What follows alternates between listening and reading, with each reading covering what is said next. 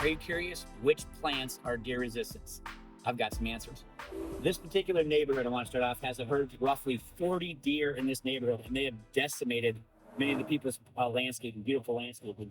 Luckily, if you know what you're doing and get the right plants, they will stay away. I want to start off, these are vincas. Some people call them periwinkles, essentially the same plant. I've got both vincas here and over there, but the white and pink ones.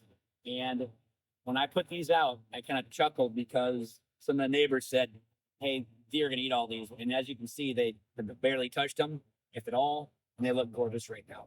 Moving over to the flower bed, I've got a Mexican bush sage. This is truly one of my favorite plants. And I know it's towards the end of the season, but this plant, deer do not touch it. And I think it's gorgeous. It's got giant purple blooms on it. It's a fantastic one.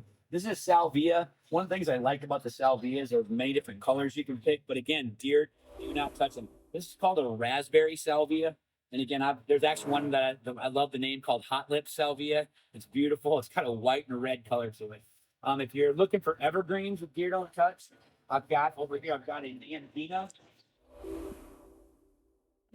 Again, one of my favorite names. There's many Nandinas. I like the firepower. They kind of stay compact. And you know, they're not going to get big and unruly like a lot of other Nandinas do. I've also got Society Garlic. Now, right now, again, we're talking fall right now. So the garlic doesn't have any blooms, but these guys bloom typically in the spring and again, the summer. Again, big purple blooms. I love it, but it's just a nice grass that the deer do not like. It also gives off a strong odor, not to us, but typically to animals. And so a lot of people will tell you if you put enough of this around, it may deter them from other plants. I will tell you, I have not seen that to be true, but I know a lot of people do say that. Another plant with actually kind of an ugly name, but also beautiful flowers, it's called a Mexican butterfly weed. So if you just read the name, saw a weed, you might not think this guy's is very pretty. I find this plant to be gorgeous, but it's a Mexican butterfly weed. Again, deer resistant. Not every plant. Let's talk about deer resistant. At the end of the day, if a deer is hungry, it will eat nearly anything that's not poisonous. So it will. I've seen them eat plants that are on the list of deer resistant plant, but in general, these are plants that they will stay up. They will choose another plant, and that's really what you're looking for. This is one of them, Mexican butterfly weed. I find this to be very durable. It can take a lot of moisture, or it can take a lot of drought, and it also can take a lot of sun. So in Texas, where we have either too much rain or not enough rain, and we either have not too much sun or not enough sun, this guy will not disappoint. Another deer resistant plant is Artemisia. This is one of my absolute favorite non-blooming plants. So as you can see, there's no blooms on it.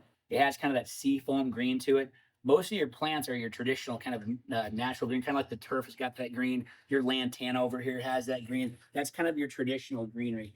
But this is green, but it's got that seafoam green. It's also, I'm a big texture guy. And so what I love about this, just it's very soft, it's very gentle, and it adds a lot to the landscaping. This actually stays green for me year round. So it can get a little bit thin or a little bit leggy in the winter. Nice thing is you cut it back, it comes back. This is a very durable plant. It's beautiful, and the deer won't touch it. Here's another example of deer resistance plants. This is called ZMenia. I love it. It does spread and thicken up. I know a lot of people get worried that, hey, that it spreads. In my opinion, it's not invasive. It'll kind of fill the spaces, and it's also what you want, but it's also very manual. But this is, again, a property. This property is in a location where the deer are rampant and devastate the landscape. And you can see they haven't touched this, and it's absolutely gorgeous.